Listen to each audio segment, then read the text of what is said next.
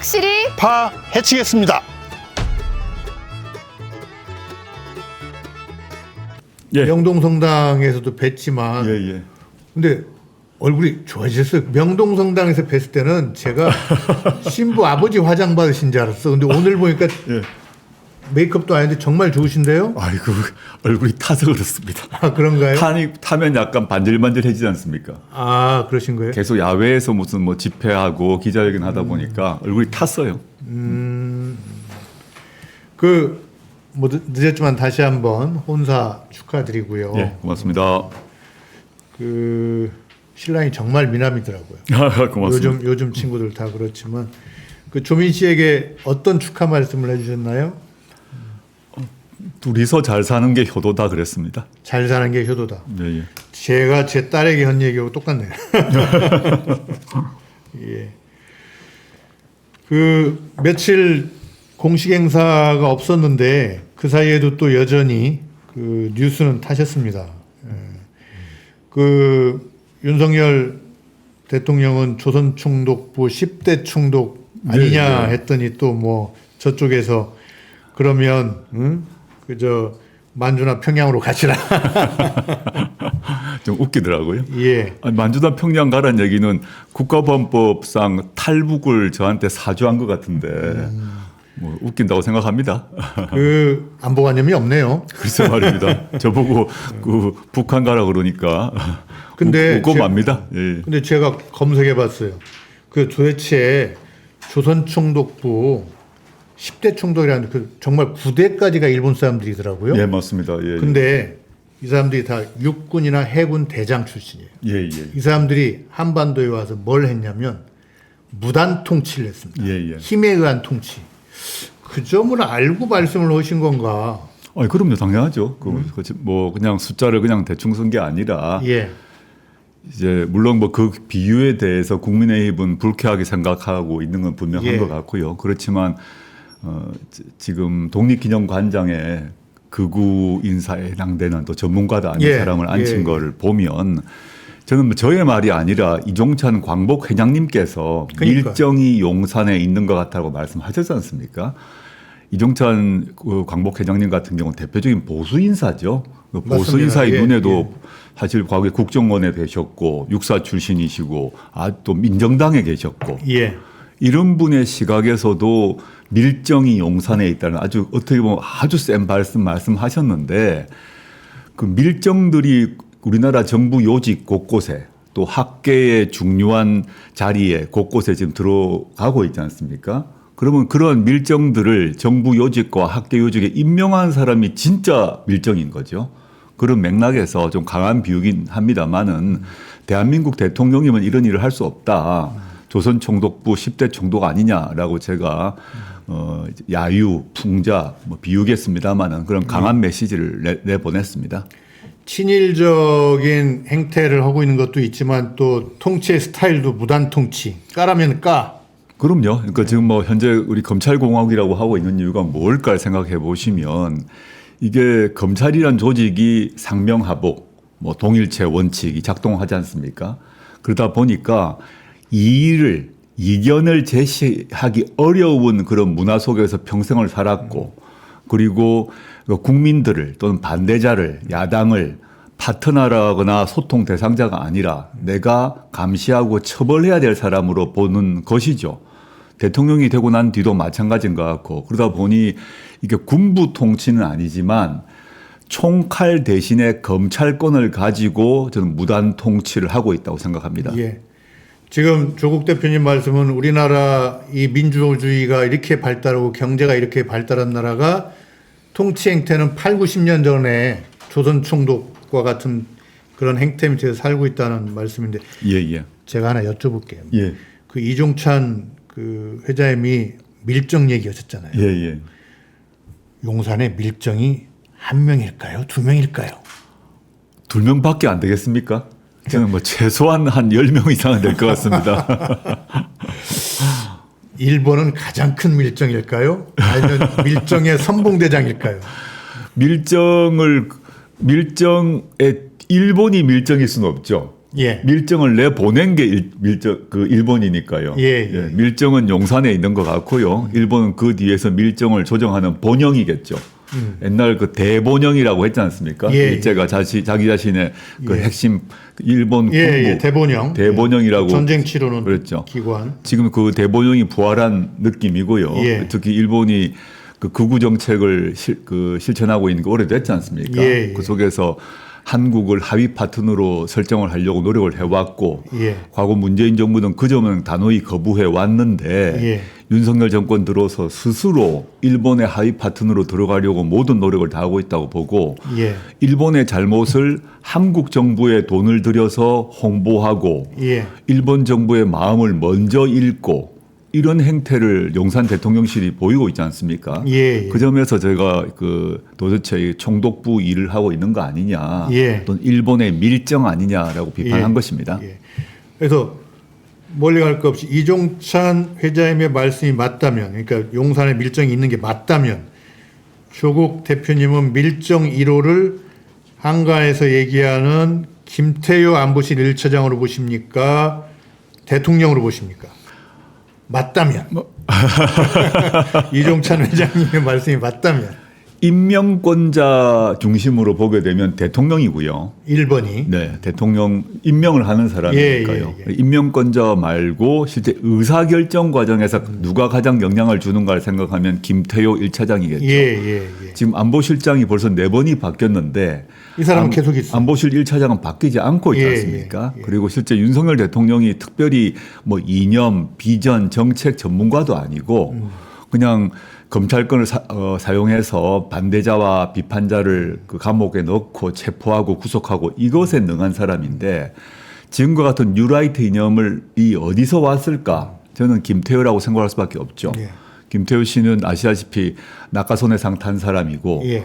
그리고 자신의 논문에서 일본 자위대가 한반도에 상륙하는 것 괜찮다고 말한 사람이고 근데 이것에 더해서 그럼 어떻게 윤석열 대통령과 김태효 1차장이 개인적 친밀감을 가졌을까?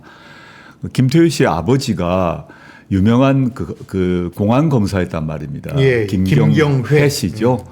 등치도 아주 크시고 예. 두주불사하는 그런 검사장이었는데 윤석열 대통령이 개인적으로 그 김경회 씨를 존경했던 걸로 알고 있습니다. 그러다 보니 넓은 의미에서 김태효 씨가 검찰 패밀리인 거죠. 그것도 있잖아요. 서초동 아크로비스타. 물론 뭐 동네 주민이기도 하고요. 근데 동네 주민 외에도 일설에는 김태효 1차장의 어머님이 거기 그 부녀회장 이런 걸 했다는 얘기도 있습니다. 네, 뭐 저도 그런 얘기 들었습니다만은 그것보다는 하여튼 뭐 검찰 패밀리의 예. 일원이라고 보고 있고 그 속에서 현재 외교 안보 정책 관련해서 철저한 뉴라이트이기 때문에 그러한 이념을 대통령 머릿속에 주입시켰을 것이라고 저는 추측하고 있습니다. 예. 오늘 나온 여론조사 봐도 대통령과 국민의힘 지지율이 많이 떨어졌고요. 그 원인으로 꼽는 게 이제 사도광산 부분에 있어서 제대로 대응을 못했다.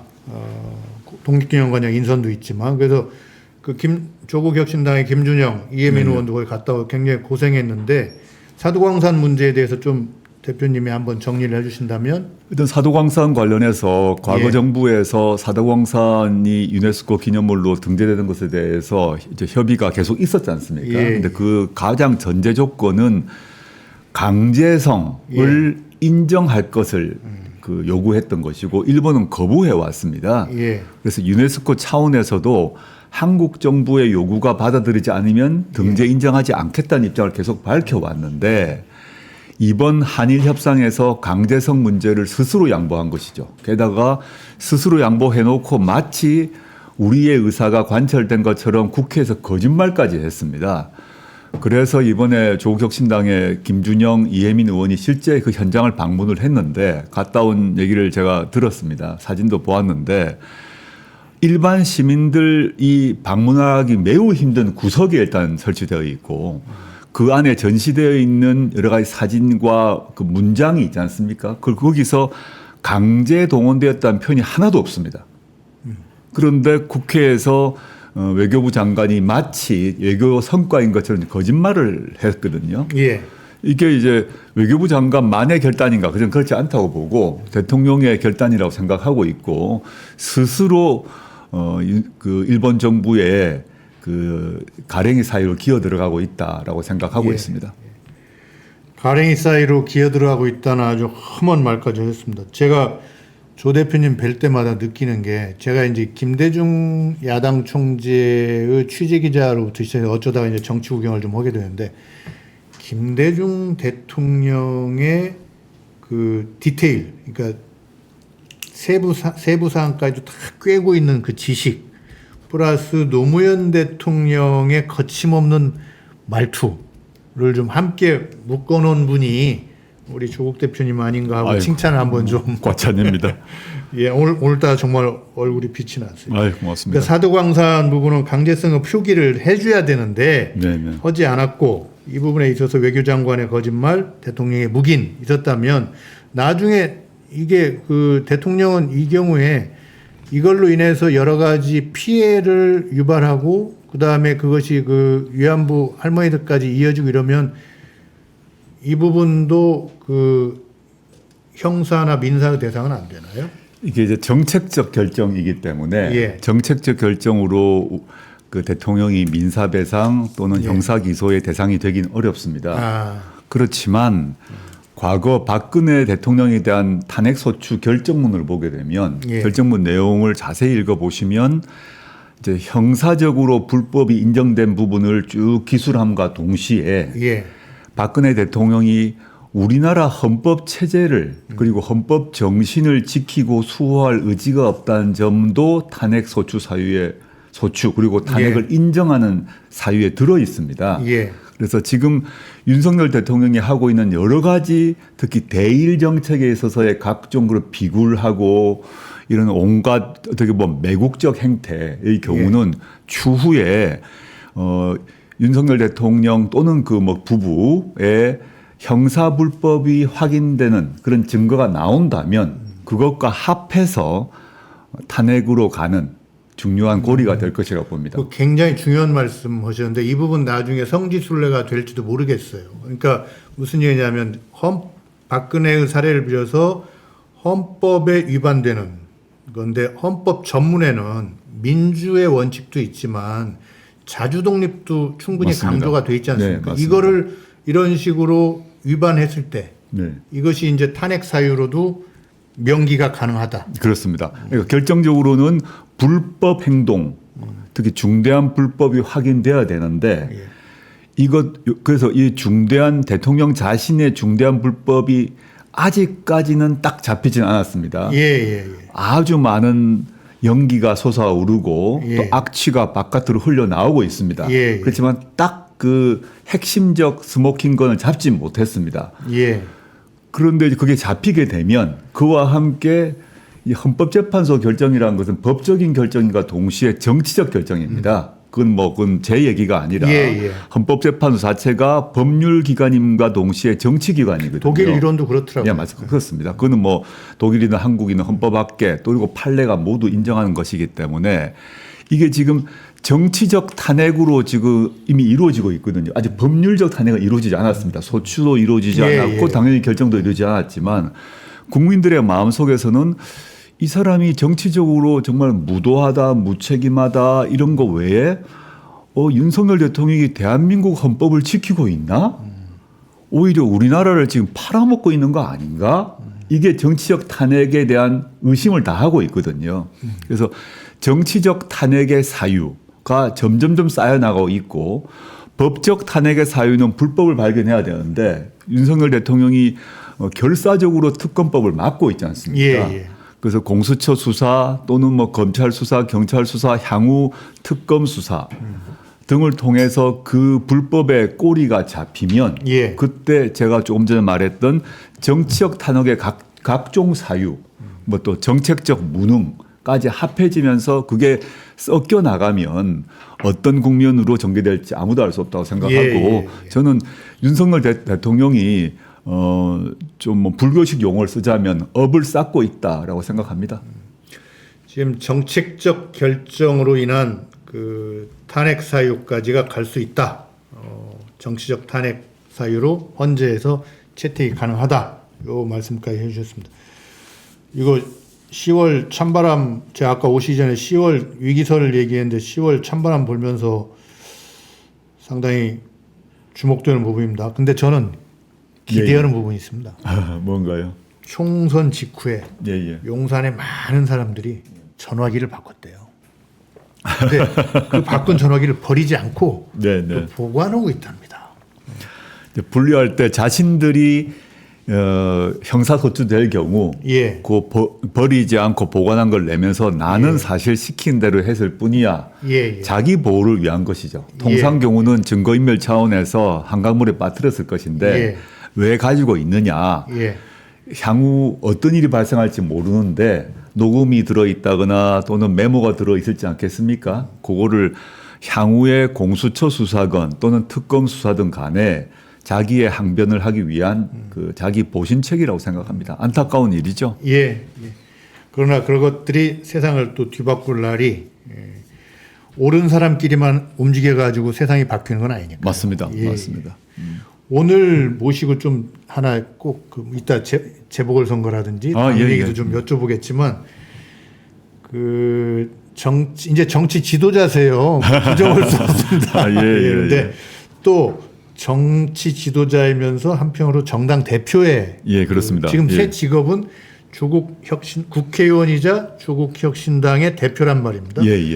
이제 그동안의 직업은 관악구의 지식인, 그다음에 세종로의 고위공직자, 그다음에 이제 서초동의 사냥감, 뭐 직업은 아니지만 이렇게 여러 가지를 이제 하시다가 지금 이제 여의도의 정치 스타트업 대표가 되셨어요. 그래서 그 외로운 선비에서 미래 한국 정치를 주도할 유니콘 기업의 대표 또는 단명할 수도 있는 소수 정당 장으로 바뀌었단 말입니다. 오늘 좀 그런 얘기 좀 해보려고. 그러니까 좋습니다. 조국 대표님의 현재의 위치에 대해서 한번 좀 우리가 약간 거리를 두고 얘기 좀 해보고 싶은데,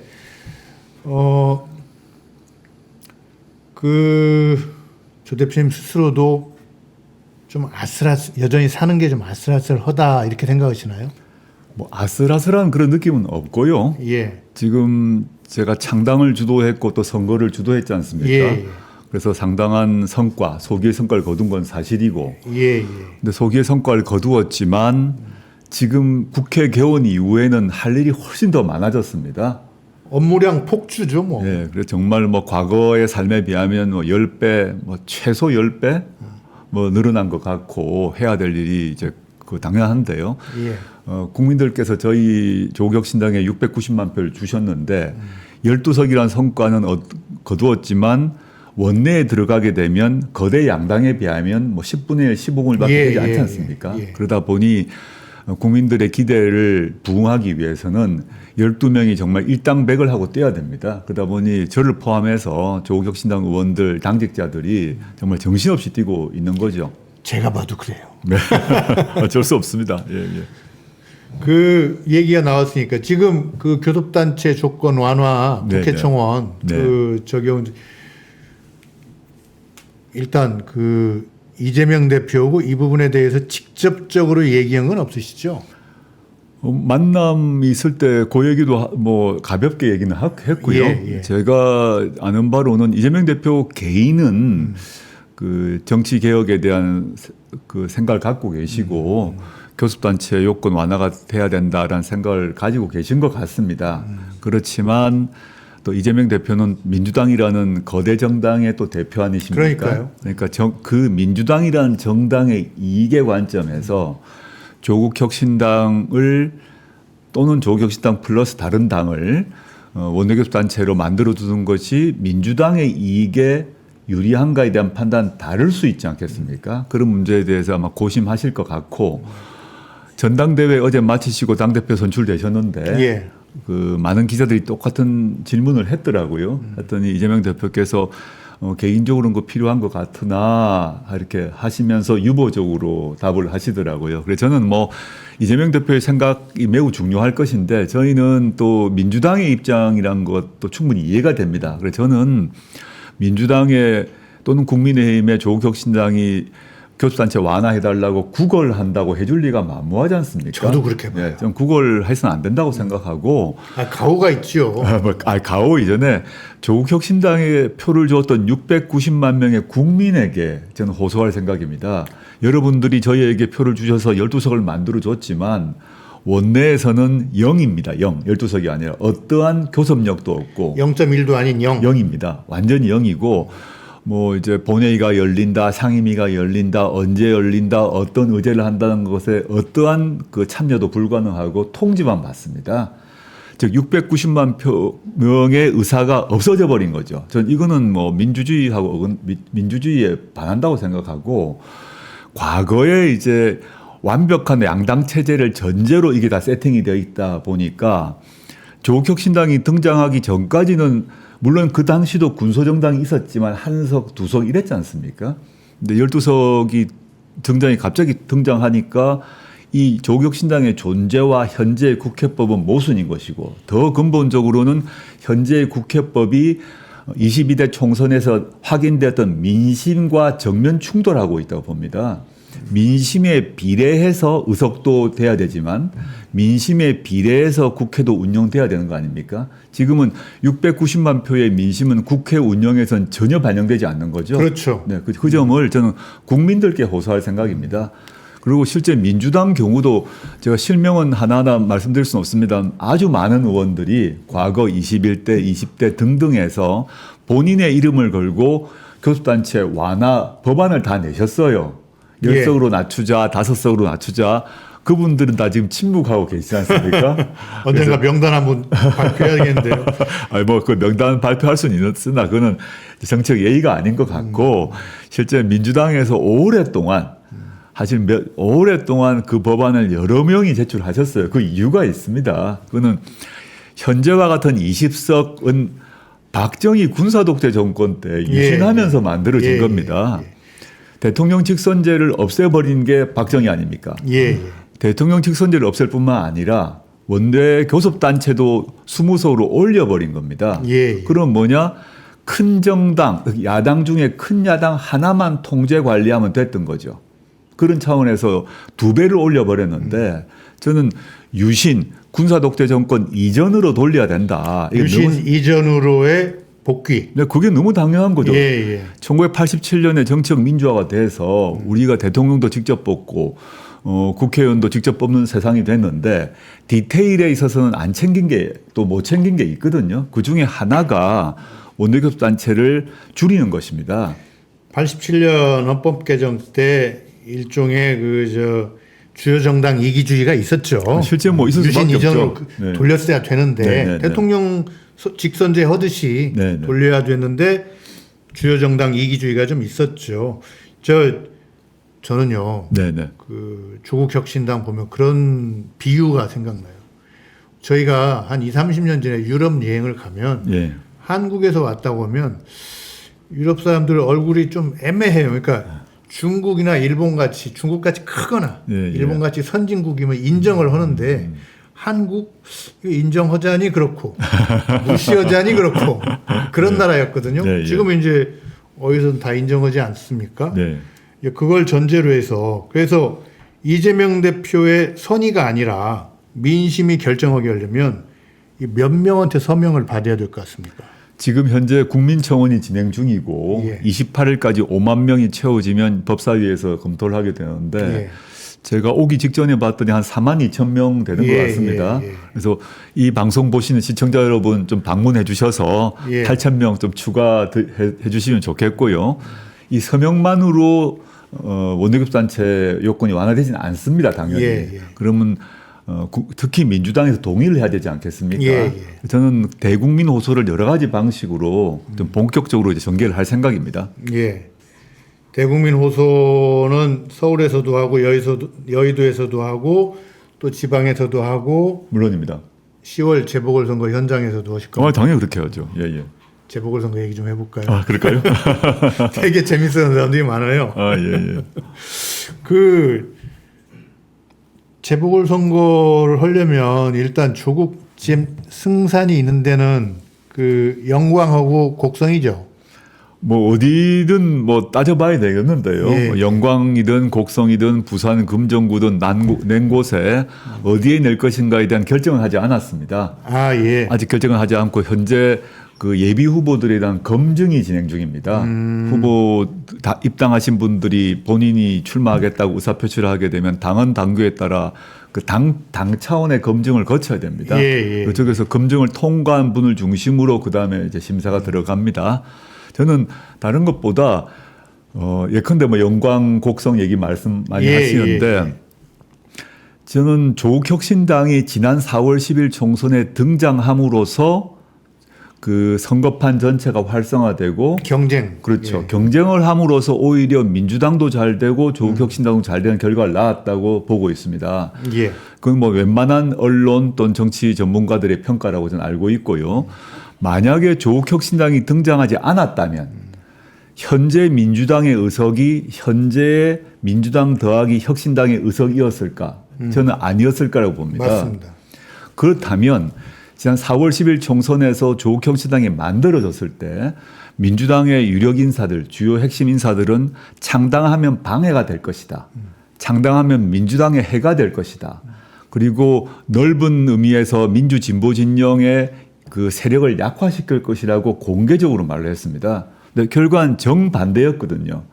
이 점에서 영광 곡성, 부산 금정구 등에서 저희가 후보를 낸다면 또 내고 경쟁을 한다면 그 경쟁에 대해서 이렇게 되면 민주당이 나빠지는 거 아니냐 이런 사고 자체가 저는 잘못됐다고 보는 것입니다. 예. 경쟁을 해야 혁신이 됩니다.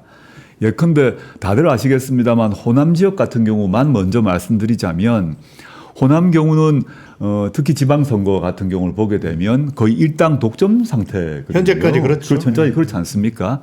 그러다 보니 어떤 일이 발생하냐면 두 가지 문제가 발생하는데 원래 지방이든 중앙이든 의회는 행정부를 견제를 해야 됩니다.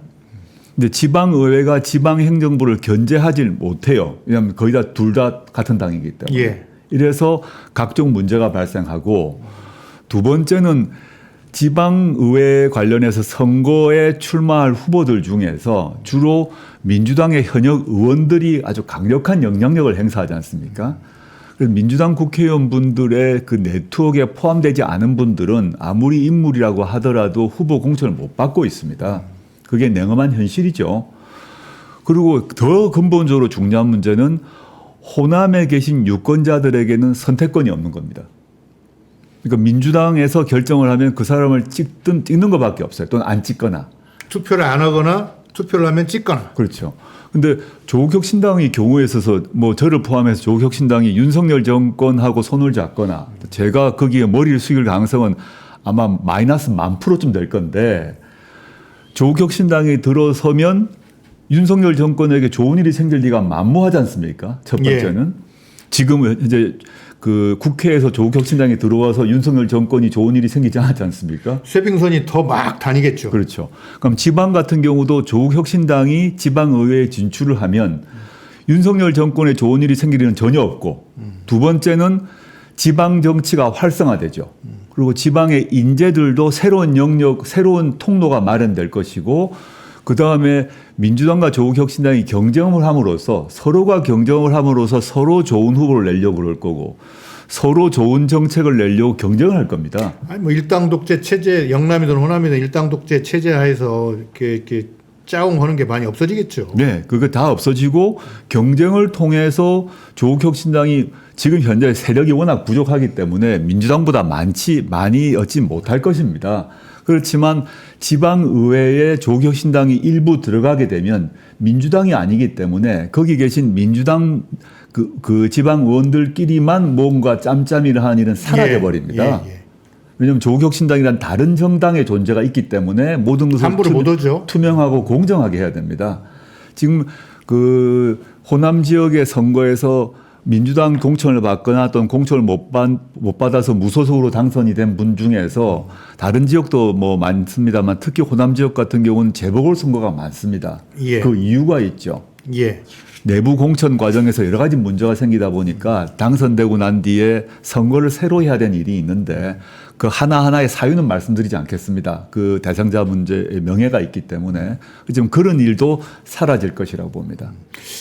그 조 대표님 얘기를 듣다 보면 혁신가이자 도전자예요. 그러니까 네, 예. 기성 독점 정당 체제에 도전하는 스타트업 대표의 면모가 있어요. 근데 그렇게 하려고 그럽니다. 이렇게 예. 자 보십시오. 우리 이렇게 시켜주면 이렇게 잘할 수 있습니다. 이 얘기를 듣다 보면 되게 우리 나이 먹으면 세상에는 뭔가 새로운 일 해봅시다 라고 하면 심각한 표정으로 아니야 그건 이러이러한 문제점이 있어 이렇게 살기가 십상인데 예, 예, 예. 아니 그러지 말고 이렇게 새로운 일을 좀 해봅시다 라고 제안은 이 스타트업 대표로서 정말 즐겁게 사시는 것 같아요. 잠깐 그 신혜선 본부장님 들어와서 잠깐 여쭤보고 보궐선거 얘기 조금 더 여쭤볼 거 예, 많습니다. 좋습니다. 예, 예.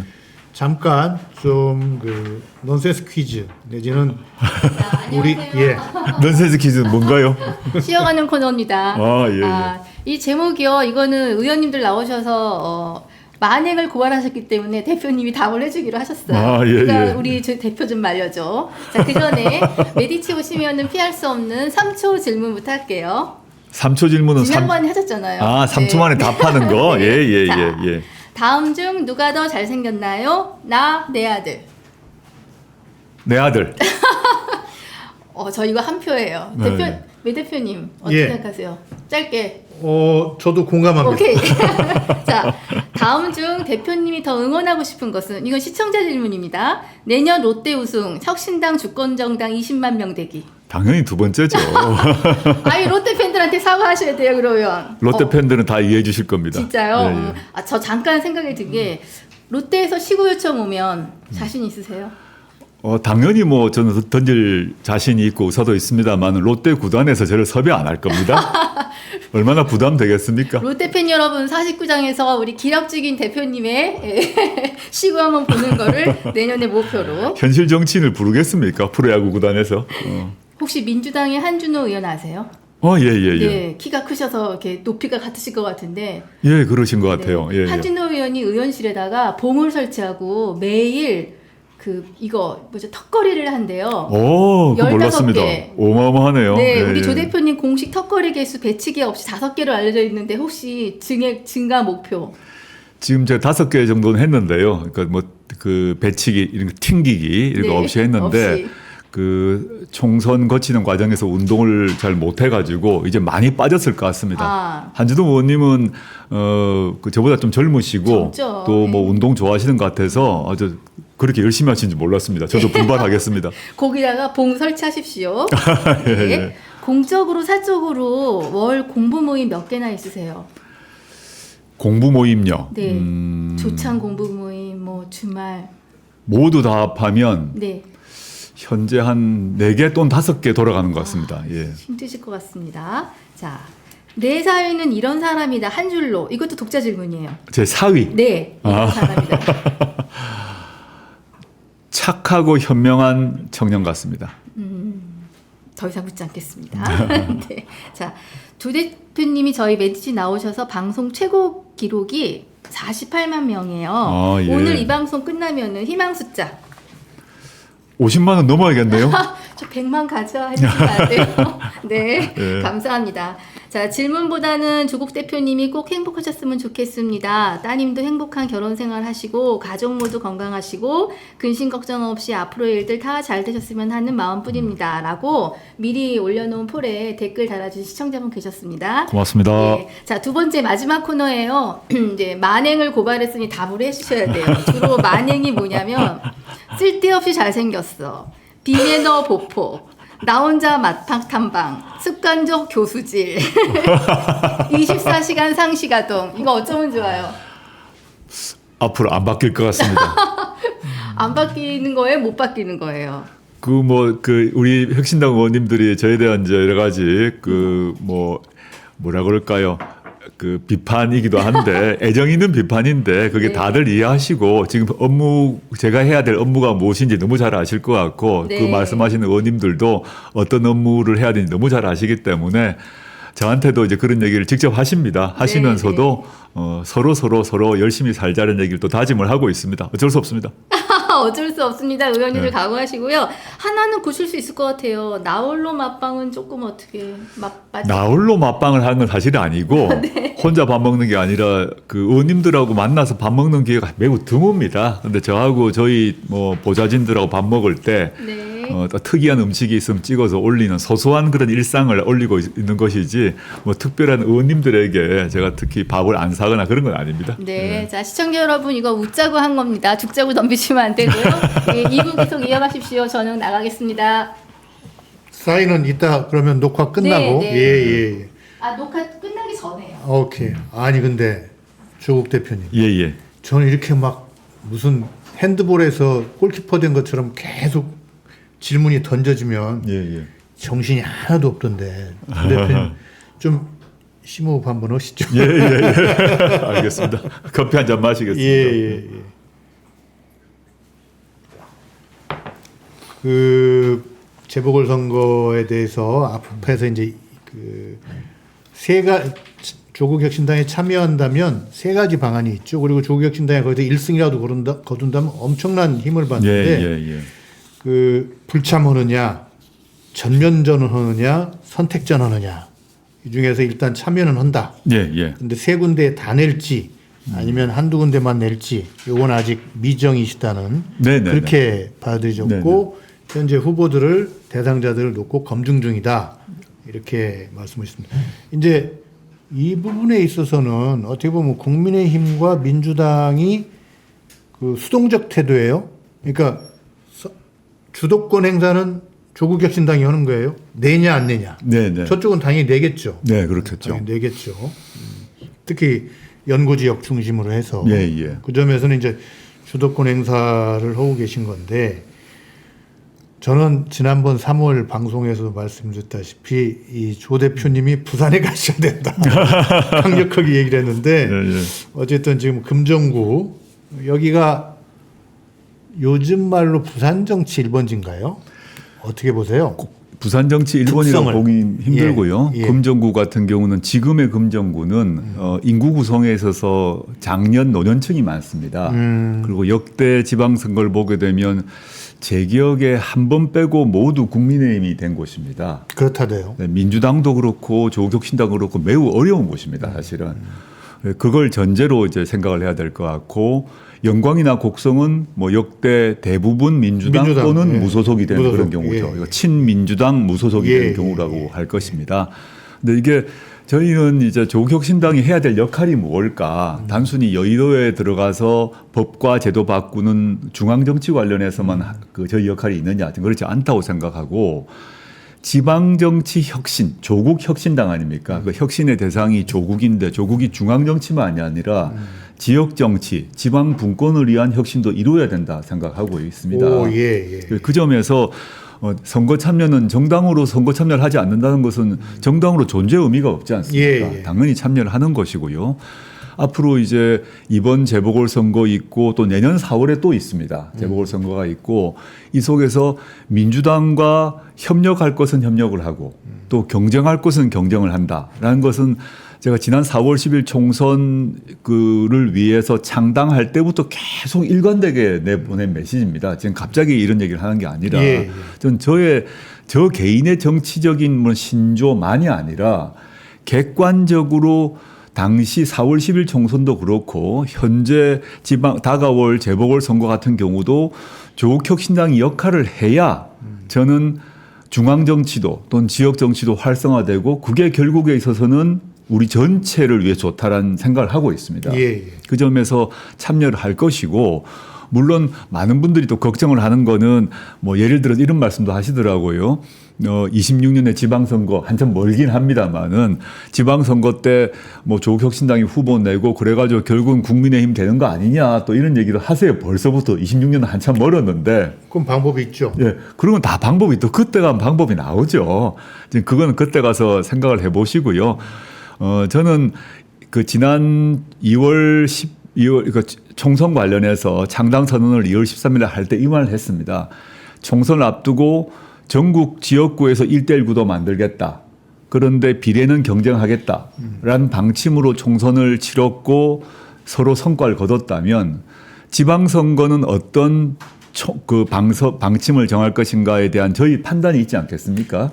여태까지는 그 2010년인가요? 지방선거 때 경기도지사 후보를 놓고 유시민 후보와 김진표 후보가 당은 다르지만 후보 단일화 한 적이 있고 네, 그렇죠. 예. 그 1년 뒤엔가 박원순, 박영선도 또 서울시장 그 야권 단일화 놓고 단일화한 것.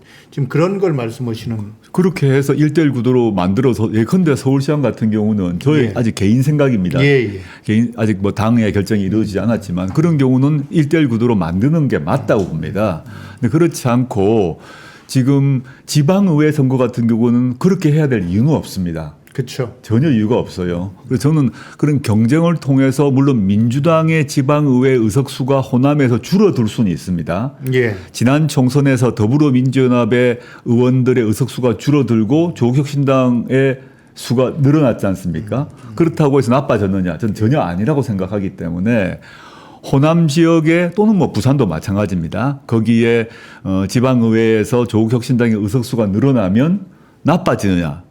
저는 전혀 그렇지 않다고 봅니다. 윤석열 정권을 심판하는 데 있어서도 그렇고 각 지역의 지역 정치를 활성화하고 지역 활성화를 위해서도 역할이 오히려 더 있을 것이다라고 생각하고 있습니다. 그 서울시장 후보 같은 건 충분히 정당 간 그 후보 단위화 할 테니까 저 일 많이 하신 분, 전직 장관, 전직 총리 뭐 이런 분들 많이 오시라 조국혁신당으로 그렇게 말씀하시는 걸로 들려요. 아니 저는 뭐 조국혁신당의 비전과 뭐 정책 노선에 동의한다면 누구든지 환영을 하고요. 제가 현재 당 대표일 뿐만 아니라 인재영입위원장입니다. 그래서 공식 일정 말고 인재분들을 영입하기 위해서 계속 사람들을 만나고 있거든요. 그 중에서 많이 오시면 각 선거 때 필요한 사람들을 미리 생각해서 그 선거에 딱 가장 적임자분들 내보낼 생각입니다. 예, 그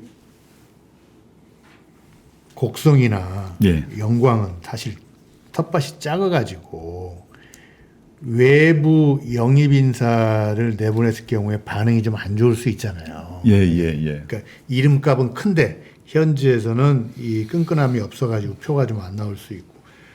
근데 부산 금정 같은 경우는 어떻게 보면 구청장 선거이기도 하면서도 부산 전역의 선거로 만들 수 있다는 점에서 좀 명망이 있는 좀 굵직한 사람을 하나 영입해가지고 낼 수도 있지 않습니까? 지금 만나고 계시죠? 뭐 여러분들 만나고 있고요. 근데 지금 이제 많은 영입 대상자분들 같은 경우는 이제 야권 성향일 것인데 야권 성향 분들 중에 상당수는 민주당을 더 선호하지 않겠습니까? 민주당이 훨씬 규모가 크고 조직이 크니까요. 그리고 또는 또 이제 출마 안 하시려고 하는 분도 많이 계세요. 좋은 분인데. 근데 어떻든 간에 그 지방선거 같은 경우는 그 지역의 뿌리를 갖고 계신 분이셔야 되고 또 저희는 민주당과는 다르니까 민주당과는 다르지만 민주당보다 더 열심히 지역 정치 혁신에 지역 균형 발전에 그 기여할 수 있는 분을 찾으려고 노력하고 있고 조만간 한 분 한 분 영입을 하거나 또는 뭐 경쟁을 하거나 이런 방식으로 후보를 확정할 생각입니다. 지금 공천 기준을 그 은근슬쩍 말씀하고 계신 것 눈치채셨어요? 맞습니다. 1. 지역 균형 발전에 기여가 있으신 분. 2. 비록 구청장 선거라 하지만 어쨌든 금정구에 기반이 있어도 좋고 부산권 전체에 기반이 있어도 좋고 이런 분을 찾고 있다. 가급적이면 또 이미지도 좋고 지명도도 높은 분으로. 저는 그 영광 곡성이건 부산 금정구건 민주당과 저희 당이 후보 즉 인물 그리고 정책 두 가지를 가지고 경쟁하는 것이 맞다고 봅니다. 누가 더 좋은 후보를 내느냐 누가 더 나은 정책을 내는가를 가지고 경쟁을 해야 됩니다. 현재로서는 저희가 열세죠. 당연히 열세고 저희가 질 가능성도 있습니다. 그렇지만 이런 조국혁신당의 도전이 즉 4월 10일에도 저희가 너무너무 열세였지 않습니까? 0이었지 않습니까? 그렇지만 도전을 통해서 성과를 내고 판을 바꿨던 것처럼 다가오는 재보궐선거 또 올해 10월 재보궐선거건 내년 4월 재보궐선거든 간에 조국혁신당의 도전이 있음으로 해서 지역 정치의 활성화, 지역 발전의 지역 발전이 더 잘 되는 가속화되는 그런 계기가 될 것이라고 믿고 있습니다. 예. 그 호남 쪽 기초단체장 얘기 좀 해보면 예.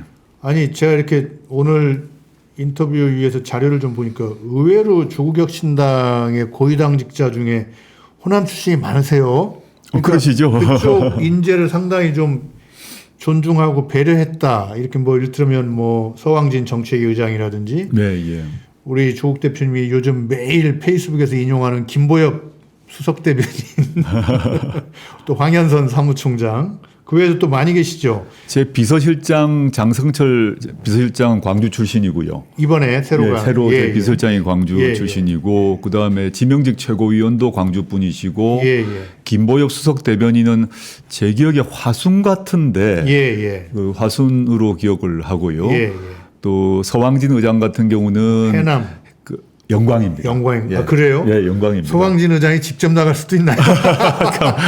의원직이 제가 농처럼 그러죠. 좋은 후보 못 만들면 서왕진 후보가 고향에 가라고 하니까 기함을 할 일인데 농담처럼 하고요. 서왕진 의장님 고향이 거기고 거기 본인의 뭐 친인척분들 다 거기 사십니다. 그래서 영광은 서 의장님께서 맡아서 하셔야 된다. 일단 선대위원장을 하셔야 돼요. 그 폭발력에 있어서는 금정이 좀 있을 것 같고요. 그다음에 조국혁신당에 대한 정당으로서의 호감도 이런 거는 좀 호남 쪽이 좀 있지 않을까 싶은데 29일 얼마 안 남았네요. 한 일주일 뒤쯤, 열흘 뒤쯤 29일과 30일 곡성에서 의원 워크숍 하신다고요? 예, 맞습니다.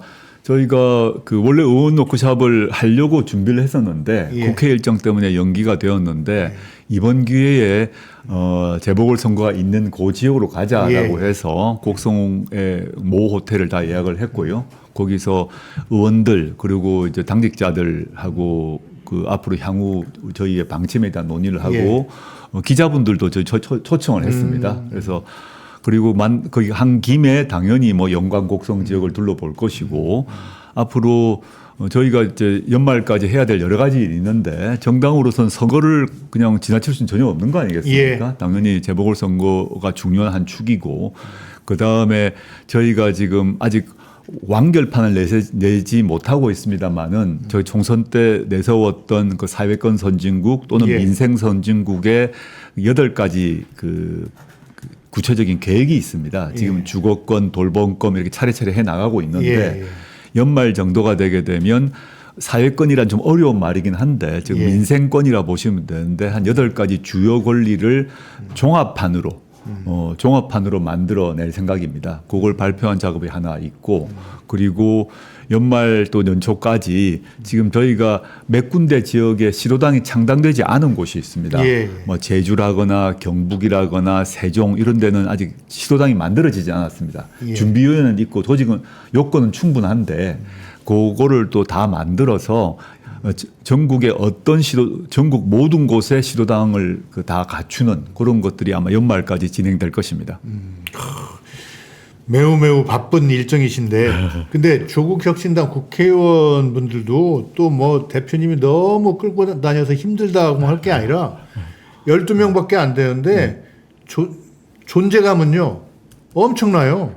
왜냐하면 민주당은 지금 국회의원이 171명인데 제가 이름도 못 들어본 국회의원도 한 100여 명 되는 것 같은데 조국혁신당 국회의원들은 언제 어디서나 뉴스에 나옵니다. 일당백을 해야 되고요. 저희가 12석을 얻었고 좀 비유를 하자면 이순신 장군이 말씀하신 12척 아니겠습니까? 그러니까 12척으로 왜군들을 물리쳤는데 저희가 그 12척이 곱하기 10배 정도의 노력을 하자라고 다들 그 결의에 차 있고 또 저희 의원만이 아니라 당직자들도 마찬가지입니다. 예를 들어서 김보엽 수석 대변인 같은 경우는 이런 말을 내부에서 듣는데 이 김보엽이 AI 아니냐. 그러니까 무슨 사안이 있으면 막 순식간에 이제 보도자료 뭐 성명서 만들어내거든요. 낮도 밤도 없이.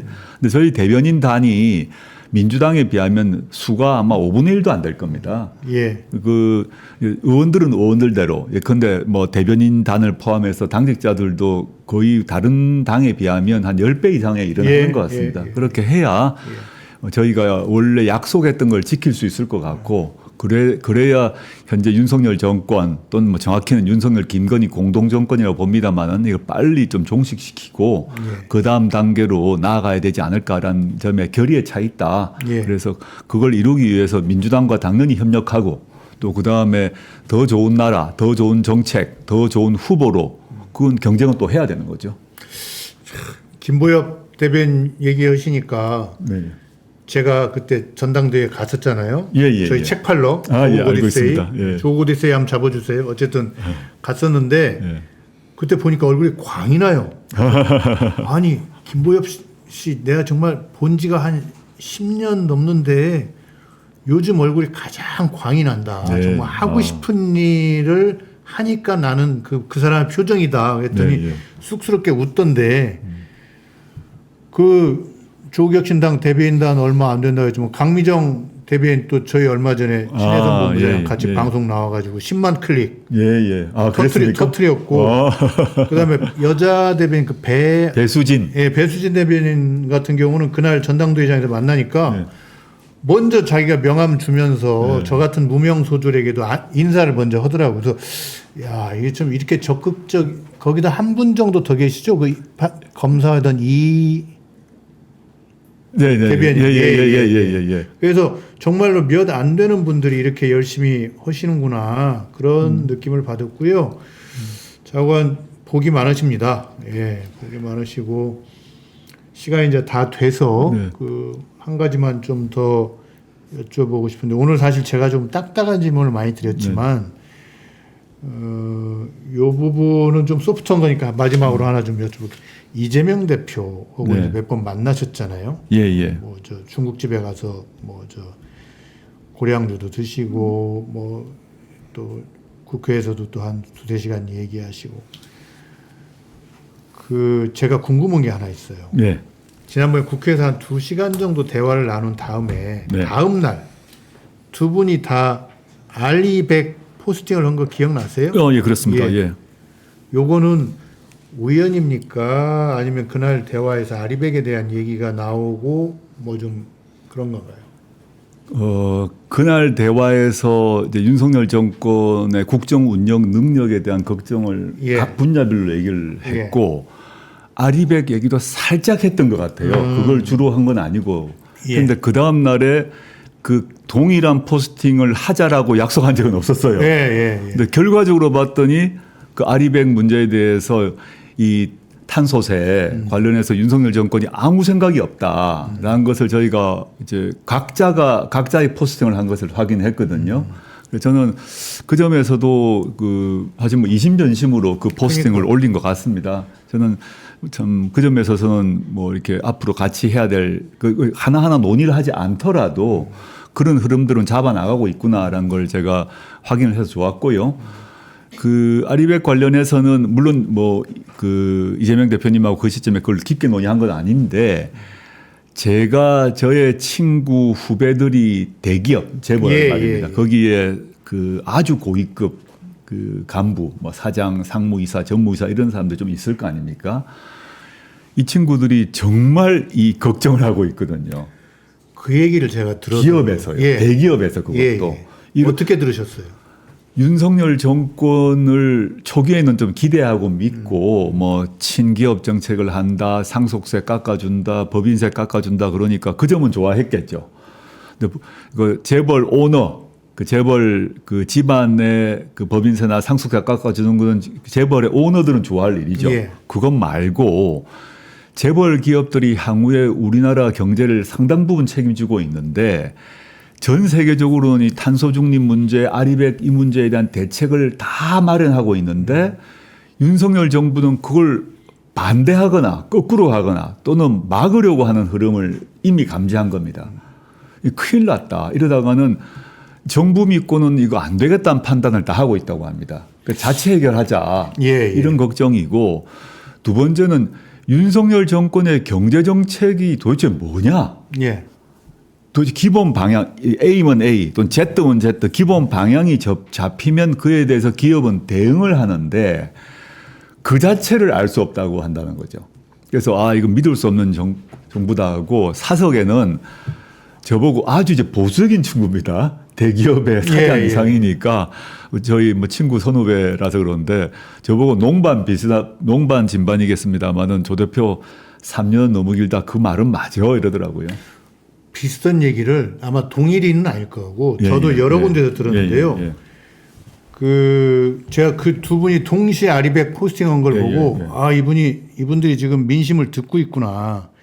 재계의 고민이 뭐냐면 바로 그런 것처럼 이거 이대로 있으면 기업이 절단나게 생기는데 이거 윤석열 손절해야 되는가 말해야 되는가 이 정권에 대해서 저도 똑같이 3년은 너무 길다의 공감 3년이야 가겠어요라는 얘기를 이렇게 굉장히 그 사람들 우회적으로 얘기하잖아요. 근데 그렇죠. 이게 지금 레거시 미디어에서는 광고다 뭐다 해서 안 나오거든요. 이런 얘기가. 예.